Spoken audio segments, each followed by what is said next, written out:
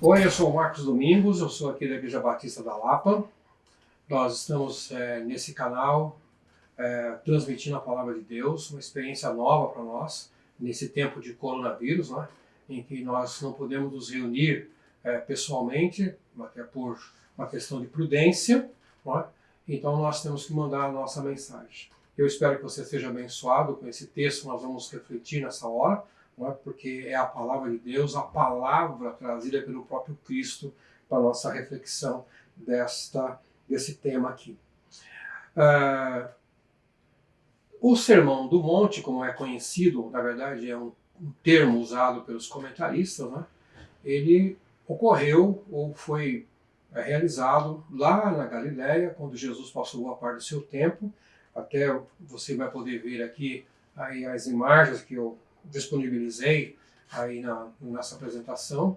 Eu mesmo estive nesse lugar o ano passado, um lugar que a gente para refletir, lê a Bíblia e tenta voltar 2000 anos atrás para ver o que estava acontecendo.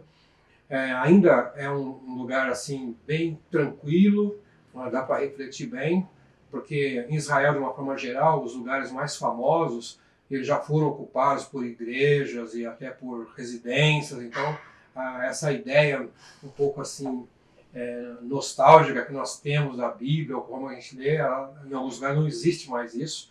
Mas de qualquer maneira, assume-se que essa foto que eu estou mostrando para vocês aqui, ou essa outra foto que vai aparecer mais aqui para frente, né, são um dos locais prováveis onde Jesus trouxe a multidão que estava com ele, aquelas pessoas que vieram de vários lugares. Eu imagino que foi para aquela multidão atravessar o Mar da Galileia e vir até de Jerusalém para ouvir Jesus Cristo que estava começando o seu ministério. Nós vamos então fazer um paralelo com a nossa situação que nós estamos vendo hoje, de que o mundo todo está sob essa grande ameaça do coronavírus, né? Então as pessoas andam atrás de uma mensagem de conforto, andam atrás de alguma coisa que possa tirar esse nosso estresse aqui do confinamento que nós estamos vivendo. E não existe outra receita melhor do que a reflexão à palavra de Deus, porque ela é que vai trazer paz para o seu espírito. E não há outra solução humana. Haja vista que você vê que as grandes potências estão, nesse momento, completamente subjugadas pelo poder dessa praga. Todos se admitem que são incompetentes e fracos para conter a praga que se espalha pelo mundo. E nós estamos um pouco apavorados com isso. Então o Sermão do Monte é uma palavra de consolação para o seu coração e que Jesus fez questão de nos deixar, porque ele foi enviado para pregar essa palavra. Não é? Ele foi enviado para inaugurar o reino dos céus. E o reino dos céus não está restrito a fronteiras humanas, mas ele está que vai abrigar cidadãos de todo o planeta. E nós temos aqui uma outra coisa muito interessante no Sermão do Monte, que não é uma palavra filosófica de um homem, como alguns querem que ele seja apenas uma espécie de um guru. Quando nós lemos o texto de Hebreus, no capítulo 1, o autor aos Hebreus fala assim: há muito tempo Deus falou muitas vezes e de várias maneiras aos nossos antepassados por meio dos profetas. Mas nesses últimos dias falou-nos por meio do Filho, a quem constituiu o herdeiro de todas as coisas e por meio de quem fez o universo. O texto do Sermão do Monte é simplesmente dado pelo Filho do próprio Deus, e que excede todo o conhecimento dos profetas que antecederam. O próprio Deus mandou o seu Filho mandar essa mensagem para o nosso coração. Não é? Então isso é uma coisa que nós não podemos minimizar aqui na hora que nós estamos interpretando, porque são palavras do próprio Cristo, o Filho de Deus. E nessa aula que nós vamos estar trabalhando aqui, nós vamos falando sobre a quarta bem-aventurança, uma vez que os outros meus colegas professores da nossa igreja aqui estarão falando sobre as demais bem-aventuranças também. As nossas aulas da nossa EBD Express, como nós estamos chamando aqui, elas estão disponíveis nesses canais de mídia que você vai ter o link aí, ou se você já viu, ou poderá ver. Quer dizer, elas são disponibilizadas para todos. Eu e meus dois outros colegas, professor Rafael e professor Natanael, gravamos isso e a igreja está disponibilizando para a sua reflexão. Jesus Cristo, então, o Filho de Deus, traz essa mensagem, começa as bem-aventuranças, começa o Sermão do Monte com as bem-aventuranças, mostrando como uma pessoa pode ser feliz, no grego makarios, super feliz, livre de preocupação. E nós encontramos então essa bem-aventurança, que nós vamos tratar hoje, a número 4 aqui, como uma coisa que vai acontecer na medida que aqueles que participam do reino dos céus vão receber a bênção, vão ser alegres. Na aula anterior, na primeira aula que eu dei, eu falei que duas bem-aventuranças estão no tempo presente. O verbo está no presente. Essa de hoje está no futuro. Não é? Então diz assim: bem-aventurados que têm fome e sede de justiça, pois serão satisfeitos. No grego, nós vamos encontrar a palavra fome como piemontes, faminto, e sede, e também justiça. Essas são as três palavras que eu coloquei para você aqui no grego, para você perceber que nós estamos preocupados com a etimologia da palavra, para que não se perca a sua interpretação. Essa quarta bem-aventurança é uma outra forma de depender de Deus. Nós vemos que na primeira bem-aventurança ele fala dos pobres de espírito, quer dizer, que dependem desse enchimento do Espírito Santo de Deus. E agora ele coloca aqui que as pessoas que têm fome e sede de justiça. E certamente está se referindo ao que diz o salmista no capítulo 42 do Salmo, verso 1, ele diz: como a corça anseia por águas correntes, a minha alma anseia por ti, ó Deus. Que coisa linda é quando nós temos esse sentimento de carência, né? É como se faltasse o alimento, então nós vamos na fonte verdadeira buscar isso aqui. Há vários textos no Velho Testamento que usam esse tipo de metáfora também, né? E faz um comparativo entre a nossa fome, a nossa sede, aquilo que é essencial para a vida, né? Para que a gente continue vivendo. E o salmista olha e os nossos professores e mestres, eles dizem assim: isso é como se eu dependesse, esse alimento é o que eu quero para a minha vida, senão eu não vou sobreviver.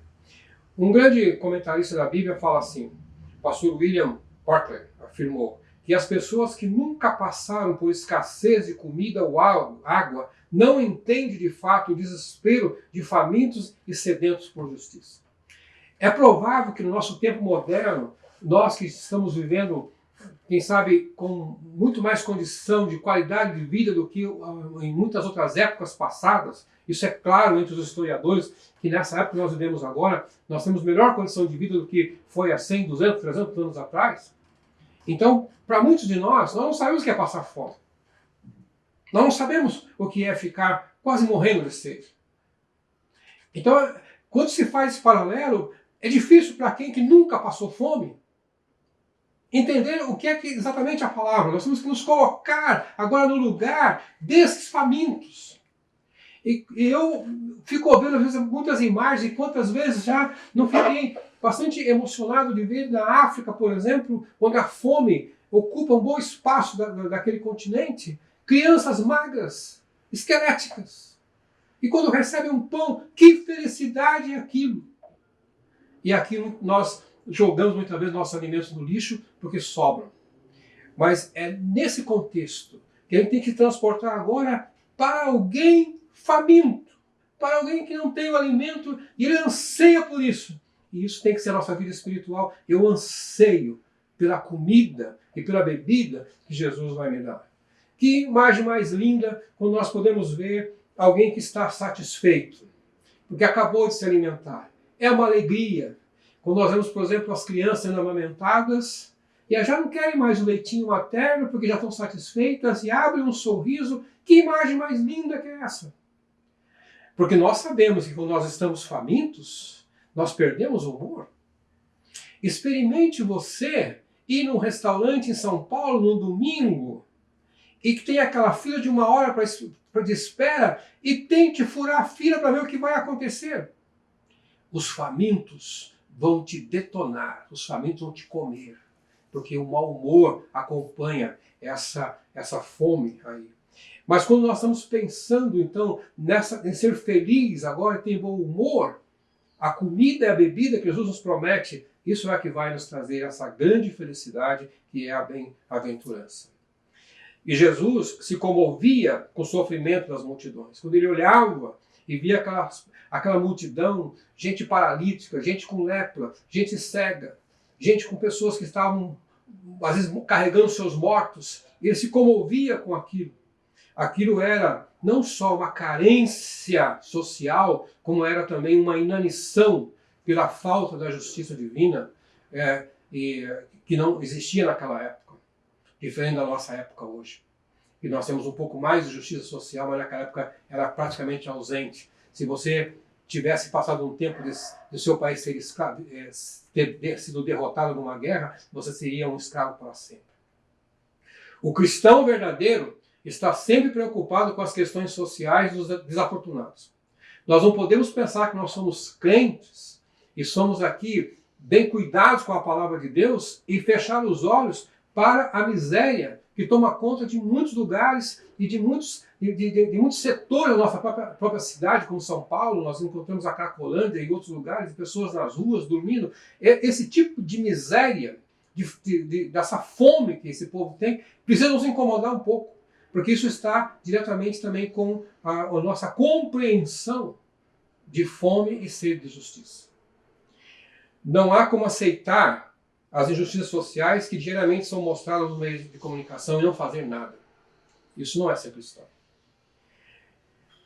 A justiça, essa palavra justiça aqui, que Jesus usa, ela não é a justiça somente no sentido de alguém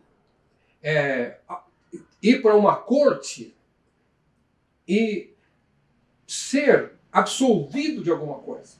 Não é só nesse sentido que nós pensamos justiça, se, como a gente ouve às vezes, quando há um crime, as pessoas falam assim, tudo que eu quero é justiça. Mas o que ele está dizendo? Ele está dizendo que ele gostaria que aquele que cometeu tal crime fosse para a cadeia.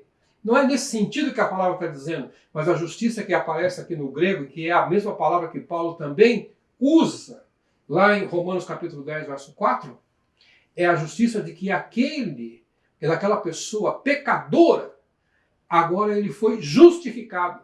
O seu erro não será mais computado diante de Deus. Ele é agora livre do seu pecado. Essa é a justiça que Jesus está trazendo. Porque nós não podíamos pagar o preço do nosso pecado. Por mais religioso que eu seja, eu não posso pagar o preço do meu pecado. Mas Jesus morrendo na cruz por mim, ele me redime. Ele me torna, em vez de pecador, um justo agora. Lutero disse assim, que se trata de elevado grau de seriedade, desejo e fervor de alcançar uma constituição moral de culpa. E Paulo usa essa mesma expressão, como eu já disse, lá no Romanos capítulo 10, verso 4. Concluindo, nós vamos então encontrar dois pensamentos de um grande pastor, escritor, homem de Deus, que diz o seguinte, que é John Piper. A marca distintiva de um filho de Deus não é a perfeição, e sim a fome por Cristo. A fome, aquele que tem fome de Jesus, aquele que busca nele o alimento espiritual, esse é que tem a marca de Cristo. Deus é mais glorificado em nós quando estamos mais satisfeitos nele. Então, uma vez que nós somos alimentados por Cristo, pela sua palavra, aí nós vamos ter muito mais razão para glorificar, para exaltar o seu nome. Que Deus te abençoe com essa palavra, possa refletir e que você seja bem-aventurado.